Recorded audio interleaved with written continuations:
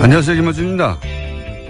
미얀마 군부에 의해 핍박받았던 아웅산 수지가 로힝야 인권에 대해 외면한다는 국제적 비난이 있습니다. 물론 인종 청소는 어떤 정치적 배경이 있다 한들 정당화될 수 없죠. 하지만 아웅산 수지에 대한 이 지적은 절반의 진실만 담고 있습니다. 미얀마는 60년 군사정권을 끝내고 민주정부가 들어선 지 2년이 채 안 되죠. 군부는 여전히 막강해서 단위 지자체와 의회 4분의 1 지명권을 가지고 있고 독자 정당도 구성합니다. 그런 군부가 호시탐탐 아웅산 수지의 정치적 실각을 노리고 130여 개 소수민족이 복잡하게 얽혀있는 미얀마에서 이 로힝야 문제만은 압도적 여론으로 그들을 몰아내야 한다는 국내 여론이 있는 상황에서 게다가 선거를 앞두고 있는 아웅산 수지가 로힝야의 편에 무작정 선다는 것은 수많은 이들이 희생되며 60년을 싸운 끝에 쟁취한 미얀마 민주정부가 겨우 2년 만에 막을 내리고 군사정권으로 극악했던 그 시절로 되돌아가는 뇌관이 될 수도 있는 겁니다. 간단치가 않은 문제인 거죠. 하여 아웅산 수지에 대한 국제사회의 비난이 한편으로는 당연하면서 또 한편으로는 이 로힝야 문제의 원인 제공자인 영국의 책임 또한 동시에 지적되어야 마땅합니다. 영국의 책임에 대해서는 누구도 거론하지 않는다는 면에서 부당한 측면이 있는 거죠. 애초 영국이 이 지역에 식민지, 식량기지를 건설하며 이 갈등이 잉태된 거니까요. 서구의 시각만으로 국제 문제를 바라보는 관상은 이제 좀 벗어나야겠습니다. 김어준 생각이었습니다.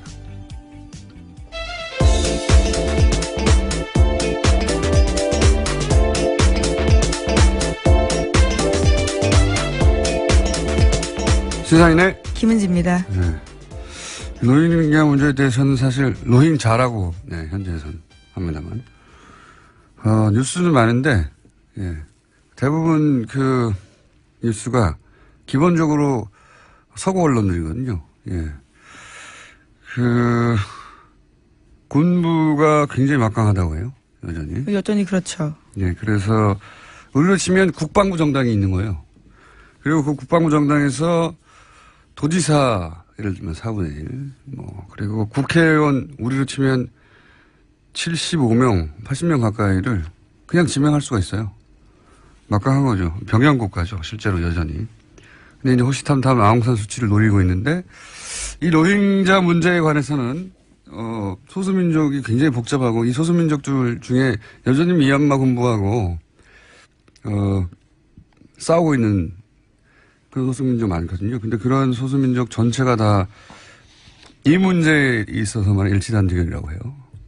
그런데 소수민족의 지지를 주로 받은 게 아웅산 수치예요. 그런 상황에서 이제 공개적으로 로힝야족을 용인하는 정책을 펴는 순간 그걸 원하고 있다고 해요. 또 군부는 아웅산 수치가 그 정치적 선택을 하기를. 그러니까 이게 이제 간단치가 않은 거죠. 인권을 언급할 수 하는 게 어려워서가 아니라 언급하는 순간 실제로 또 미얀마 자기 혼자의 문제가 아니라 미얀마 민주정부하고도 그 운명과도 연결돼 있다. 물론 로힝야의 이 후손들이 선조들이 한 일 때문에 인종 청소를 당한다는 게 있을 수 없는 일이잖아요. 그러니까 저는 동시에 있어야 된다.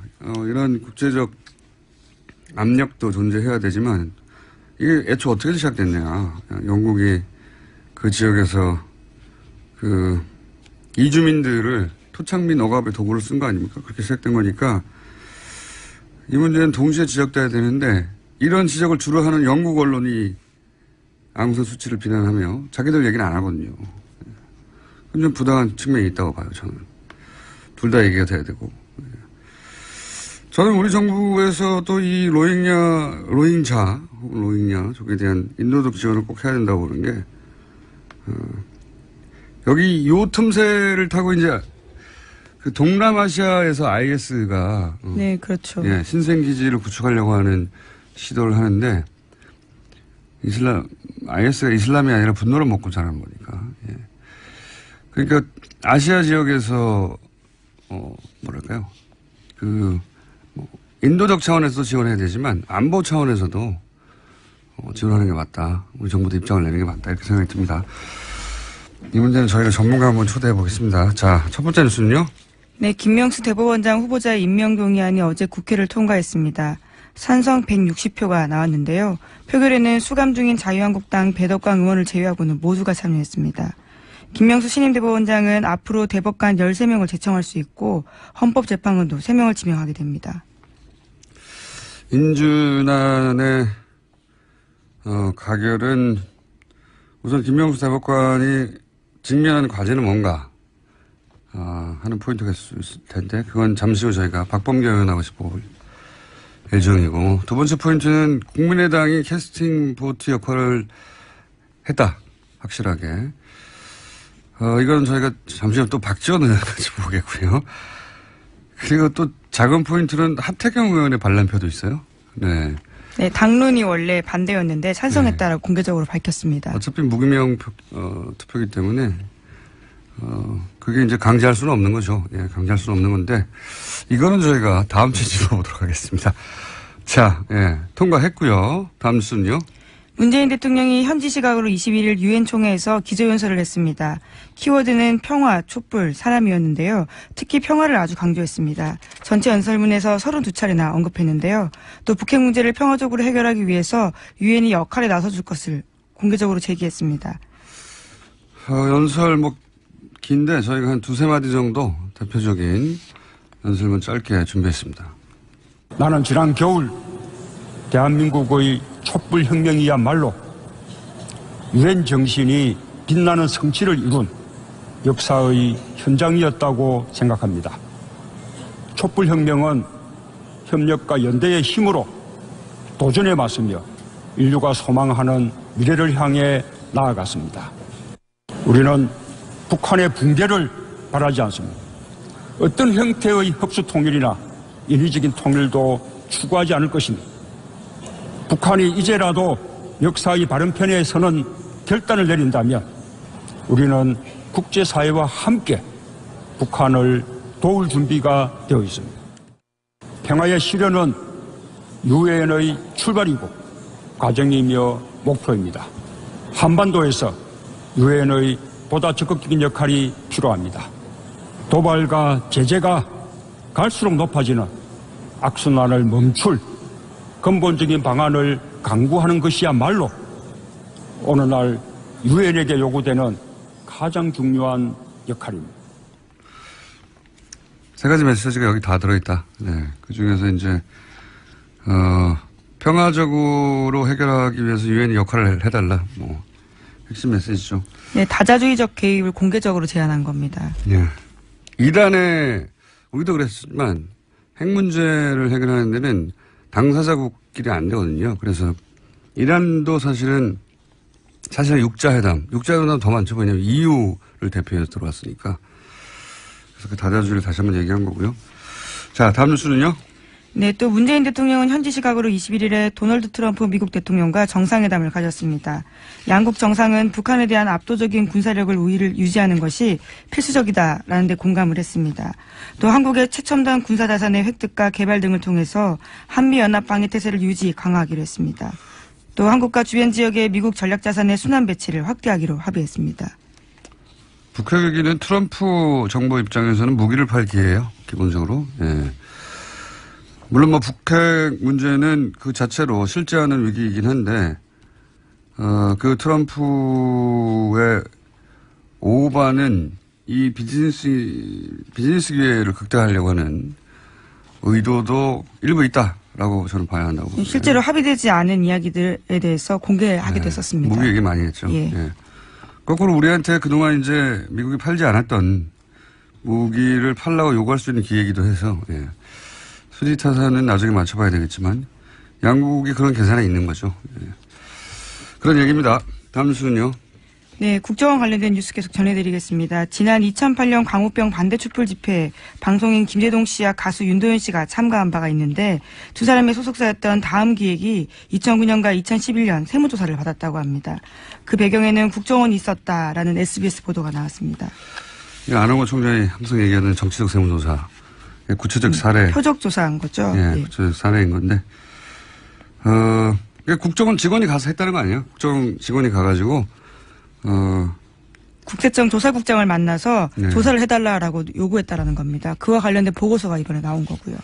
그러니까요. 그냥 막연히 그렇겠거니가 아니라 국정원 직원이 직접 가서 여기 하라고, 예, 하는 물증이 나온 거고요. 심지어 2011년에 하라고 이야기했더니 이미 2009년에 나서서 표독조사 했다라고 국세청에서 밝혔다고 합니다. 이건 또 청와대에서 직접 했을 수도 있겠죠. 여하간 지난 정권의 국정원은 계속해서 반복되는 이야기지만 가장 비밀스럽고 강력한 불법 심부름 센터였어요. 국가적 규모의, 예, 그런 거였고. 또 한 가지는 국정원은 지난 10년을 거치면서 저는 정치기구가 됐다고 보는 것이,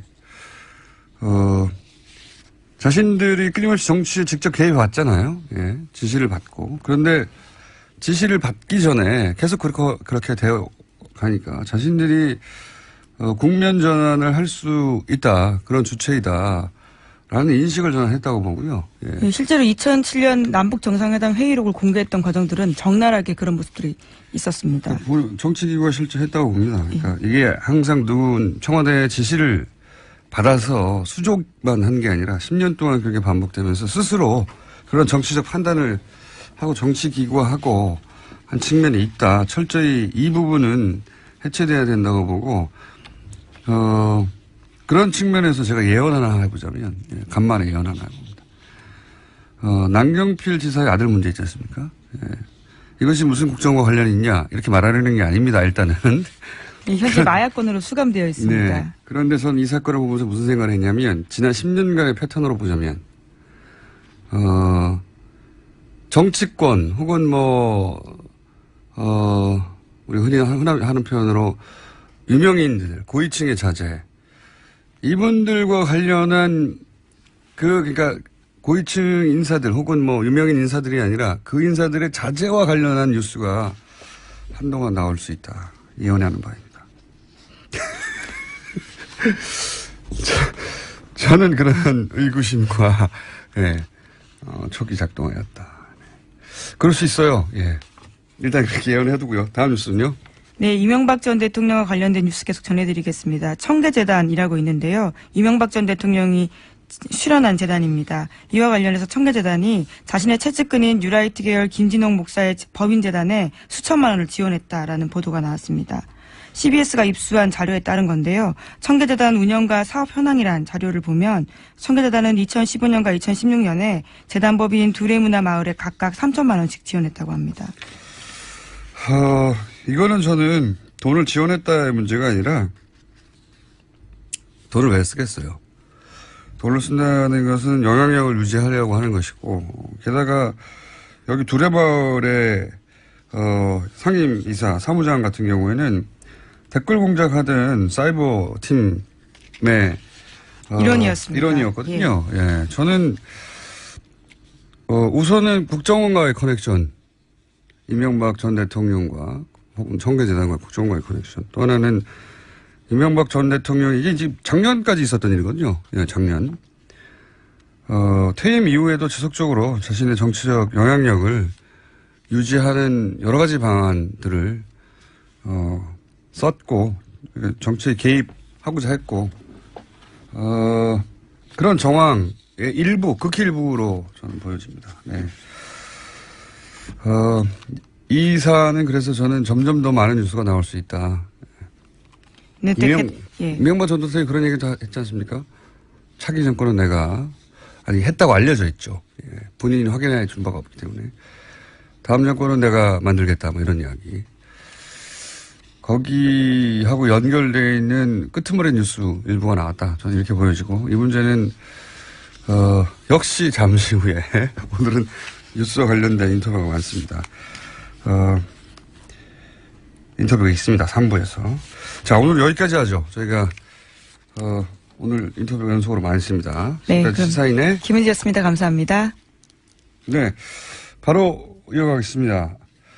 김명수 대법원장 후보자가 아니라 이제는 이제 대법원장입니다. 인준안이 가결됐습니다. 앞으로 김명수 대법원장이 풀어야 할 과제들 어떤 것이 있는지 더불어민주당 박범계 의원 전화 연결해 보겠습니다. 안녕하세요. 네, 반갑습니다. 이 가결, 예. 김명수 대법원장 체제 출범 어떻게 보십니까?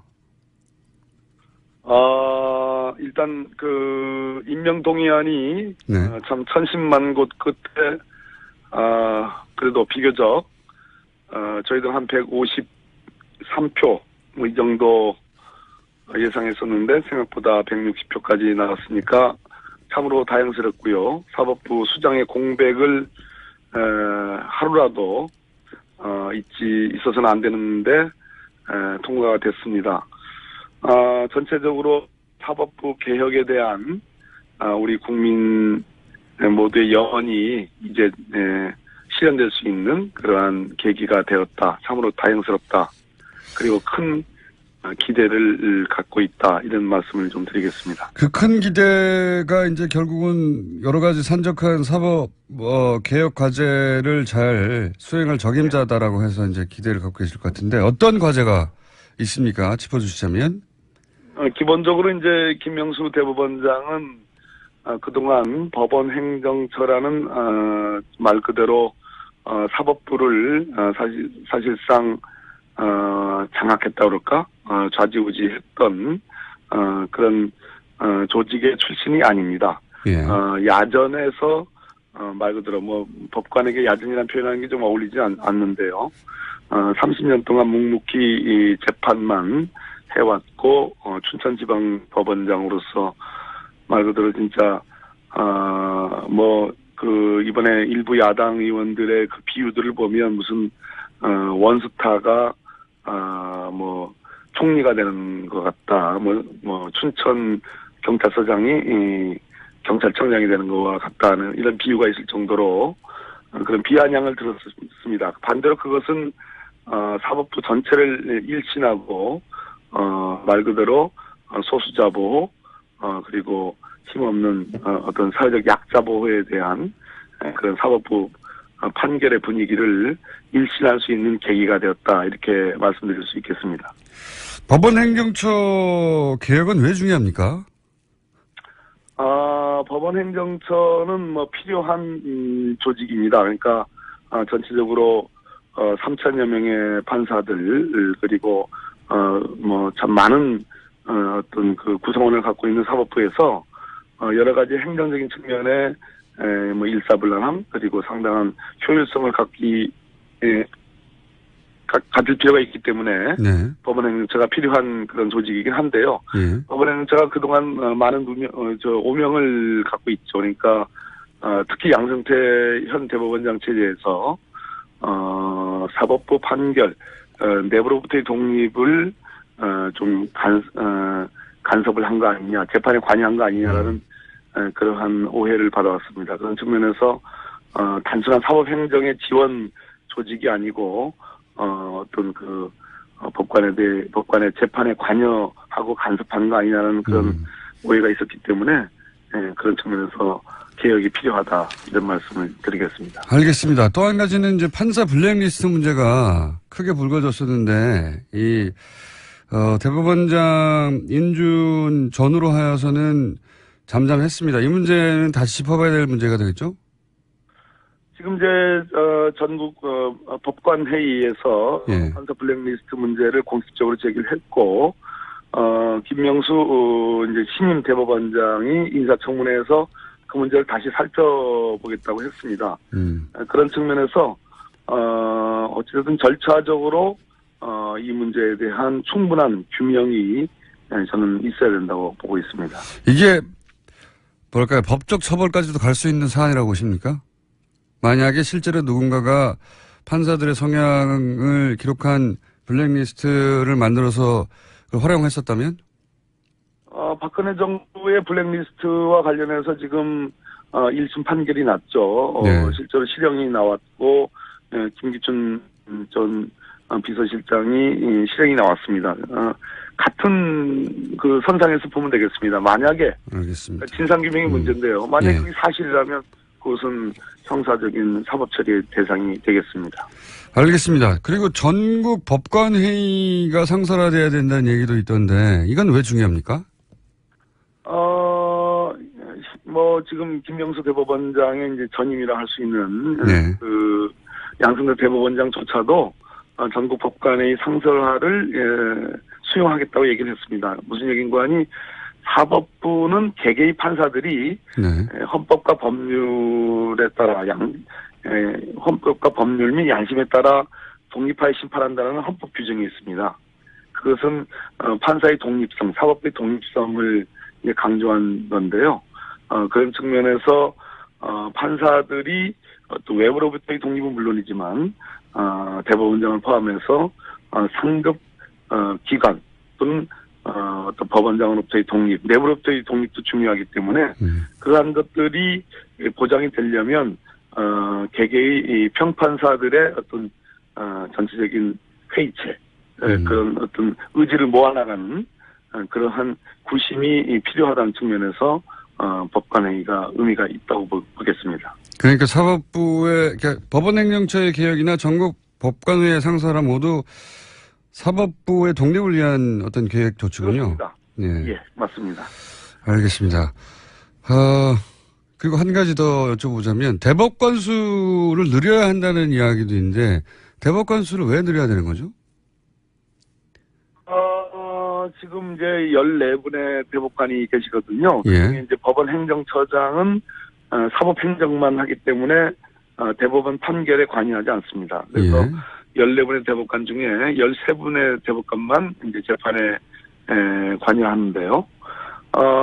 그러다 보니까 실제로 우리나라에서 여러 가지 현장에서 벌어지는 많은 일들이 다 법원으로 재판의 형태로 이제 들어오고 있지 않습니까? 예, 예.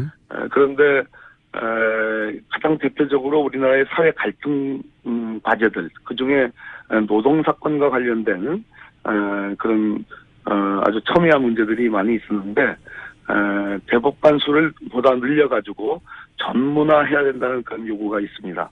사회 갈등 과제를 법원이 제대로 다루기 위해서는 현재의 13분의 대법관의 그런 구조로는 충분하지 않다. 특히 대법원의 지형이 그동안 참여정부 때를 그나마 그때는 이제 독수리 오영제라고 그래가지고 네. 5분의 진보적인 대법관이 계셨는데 현재의 뭐 김명수 대법원장이 되시더라도 전체적으로 대법관이 고수화돼 있다라는 그런 비판이 있고 기울어진 운동장이라는 그런 비판이 있기 때문에 대법관 수를 늘려서 보수 대 진보의 어떤 균형을 찾아야 된다.